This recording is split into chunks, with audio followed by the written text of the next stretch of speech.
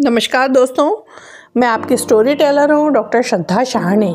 हर हफ्ते सुनो एक कहानी श्रृंखला में आज आपको राम कुमार भ्रमर द्वारा लिखित कहानी चंदन का प्रण सुना रही हूँ।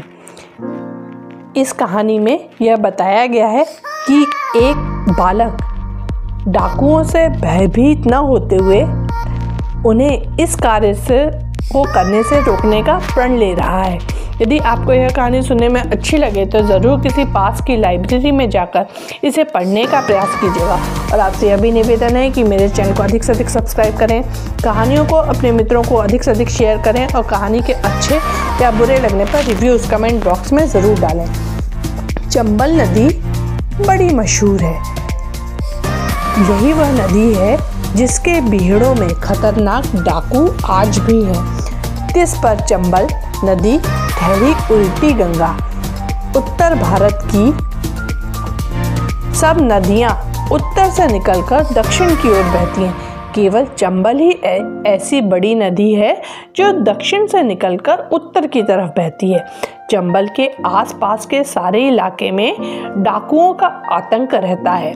ये डाकू बड़े खूंखार और निर्दयी होते हैं। कभी किसी का घर लूट लेते हैं, कभी गांव वालों की हत्या तक कर डालते हैं। पुलिस जब तक आए तब तक वे चंबल नदी के बीहड़ों में जा छिपते हैं। इन बीहड़ों में जंगल नहीं, मिट्टी के बड़े बड़े ढूह हैं। इन ढूहों के बीच की खाइयों में भूल भुलैयों जैसे रास्ते हैं। यह कहानी इसी उल्टी गंगा के इलाके की है। इस इलाके के बीहड़ों में एक गांव है, लखनपुरा। उस गांव में रहता था चंदन। उम्र 15 साल, बदन हट्टा कट्टा, आंखें बड़ी बड़ी और शरीर फुर्तीला। चंदन के पास एक कुत्ता था, उसका नाम था शेरा। शेरा बड़ा गुणी था। वह बोलना भले ना जानता हो पर काम सारे आदमियों जैसे कर लेता था। चंदन ने उसे बहुत से काम सिखाए थे। चंदन कुएं में छोटी बाल्टी लटका कर उसे पानी में डुबो देता। रस्सी शेरा के मुंह में पकड़ा देता। बात की बात में शेरा रस्सी खींच ले जाता। पानी भरी बाल्टी कुएं से ऊपर आ जाती। चंदन स्कूल जाता तो बस्ता उसके मुंह में पकड़ा देता। चंदन खाली हाथ आगे आगे, शेरा बस्ता मुंह में लटकाए पीछे पीछे। चंदन के पिता सुमेर सिंह पटेल भी शेरा से बहुत प्यार करते थे। शेरा अक्सर उनकी भी बहुत मदद करता रहता था।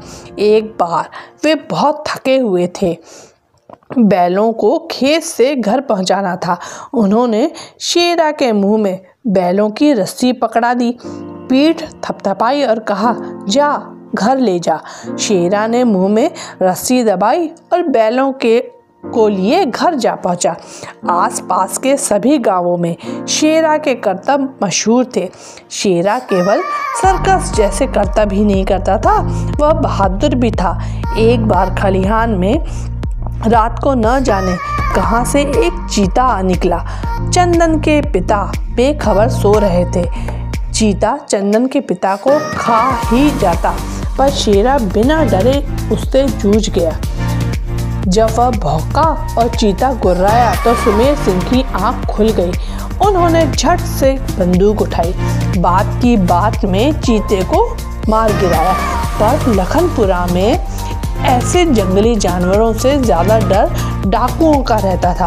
उस दिन लखनपुरा में खबर आई कि पास के गांव में डाकुओं ने डाका डाला है। वे गांव में आग भी लगा रहे हैं। चंदन के पिता ने अपने गांव के लोगों को एकत्र किया। उनमें कुछ लोग ऐसे भी थे जिनके पास बंदूकें थी। सुमेर सिंह ने गांव वालों से कहा, हमें पड़ोसी गांव के लोगों की रक्षा करनी चाहिए। कुछ लोगों ने कहा कि वहां जाने से पहले पुलिस थाने में खबर की जाए।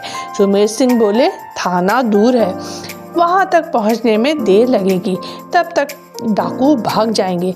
मेरे विचार में कुछ लोग जाकर थाने में खबर करें, कुछ लोग डाकुओं से मुकाबला करने चले। पड़ोसी गांव पर विपदा आई है, ऐसे समय हम हाथ पर हाथ रखे बैठे रहे, यह शर्म की बात है। बात की बात में 12 जवान बंदूकों और कारतूसों से लैस हो गए।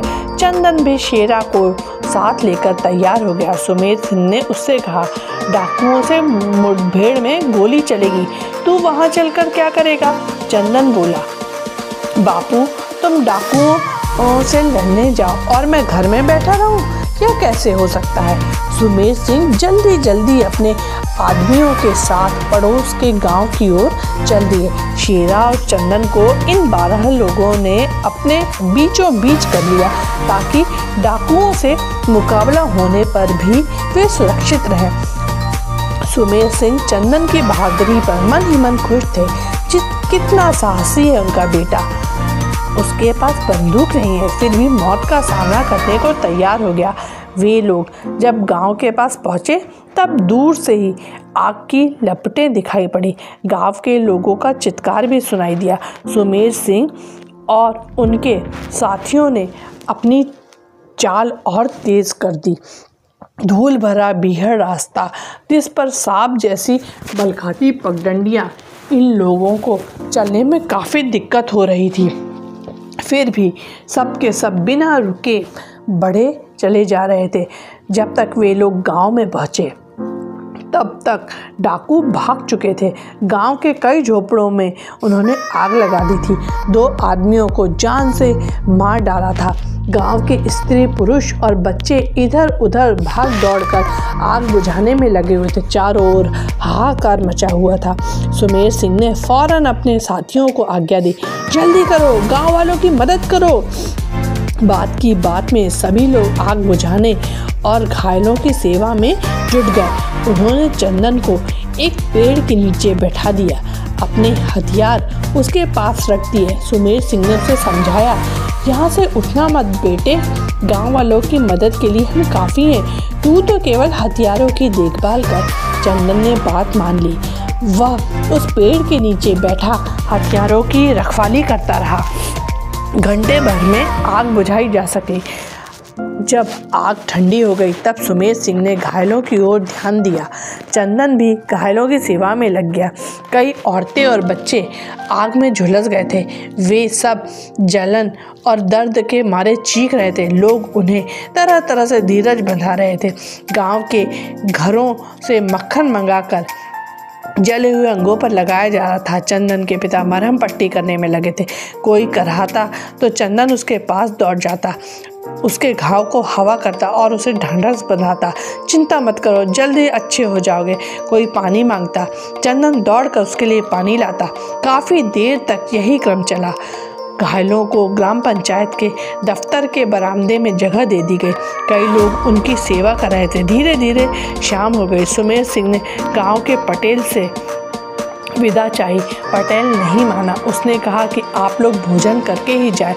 सुमेर सिंह और उसके साथी पटेल का आग्रह न टाल सके। सब ने रात को भोजन किया, फिर गांव वालों से विदा ले बीहड़ रास्तों से अपने गांव की ओर चल पड़े। दिन भर की थकान और मेहनत से सबके पाँव बोझिल हो गए थे। बीहड़ के कच्चे और सकरी गलियों वाले रास्तों में रात का अंधियारा बड़ा भयावना लगता है। चौतरफा सुनसान और वीरान में झिल्ली के बोल भी चित्कार जैसे लगते हैं। वे लोग ठहरे उन्हीं गांवों के और उसी ज़िंदगी में जीने वाले। उन्हें तनिक भी भय नहीं लग रहा था। उनमें से एक के पास टॉर्च भी था। वह सबसे आगे चलता हुआ रोशनी फेंकता जाता था। शेरा उसी तरह उछलता कूदता भीड़ों की ऊंची नीची गलियां पार कर रहा था। करीब 2 किलोमीटर का रास्ता तय हो चुका था। चंदन ने अपने पिता से पूछा, दादा, डाकुओं को इस गांव में हत्या और आग लगाने से क्या मिल गया? उसकी आवाज़ में दर्द था। सुमेर सिंह ने भी उतने ही दुख भरे स्वर में उत्तर दिया, डाकू बन जाने पर आदमी राक्षस हो जाते हैं। उन्हें हत्या करने और दूसरों को दुख देने में आनंद आने लगता है। धन के लिए वे शैतान बुरे से बुरा काम करने में भी नहीं हिचकते। चंदन बोला, इस तरह तो वे किसी भी गांव में जाकर ऐसे बुरे काम करते होंगे। उनका मेहनत से कमाया रुपया लूट लेते होंगे। ऐसे लुटेरों को मार डालना चाहिए। नहीं नहीं मेरे बच्चे, सुमेर सिंह ने उसे समझाया, बुरे रास्ते पर चलने वाले आदमी को मार डालना ही एकमात्र उपाय नहीं है, उसे सुधारा भी जा सकता है। ऐसे भटके हुए लोगों को सही रास्ते पर लाने की कोशिश करनी चाहिए। यदि कभी मौका मिल जाए तो उन्हें समझाना चाहिए। उनके दिमाग में यह बात बैठानी चाहिए कि जो कुछ तुम कर रहे हो वह पाप है। पाप का घड़ा एक ना एक दिन ज़रूर फूटता है। अच्छा हो कि तुम अपने गंदे काम छोड़ दो। हो सकता है कि तुम्हें दंड मिले, किंतु अगले पापों से तो बच जाओगे। परंतु दादा, चंदन ने अपने पिता को बीच ही में टोक दिया।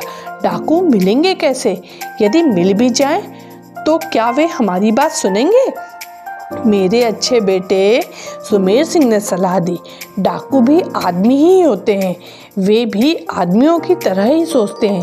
बस समझाने वाला योग्य और सच्चा आदमी होना चाहिए। वह अवश्य डाकुओं को थोड़ा बहुत प्रभावित कर सकता है। लेकिन दादा, चंदन ने दूसरा ही सवाल कर दिया, फिर भी वे न माने तो क्या? सुमेर सिंह ने हंसते हुए जवाब दिया, वे किसी न किसी दिन कुत्ते की मौत मारे जाएंगे। इन भेड़ों को देखते हो? इनमें पुलिस के हजारों सिपाही फैले हुए हैं। उनके पास अच्छे अच्छे बंदूकें और गोला बारूद हैं। उनसे डाकू कब तक बचते रहेंगे? एक न एक दिन फंसे और गोलियों से उनके बदन छलने हुए। दादा, लोग डाकू क्यों बन जाते हैं?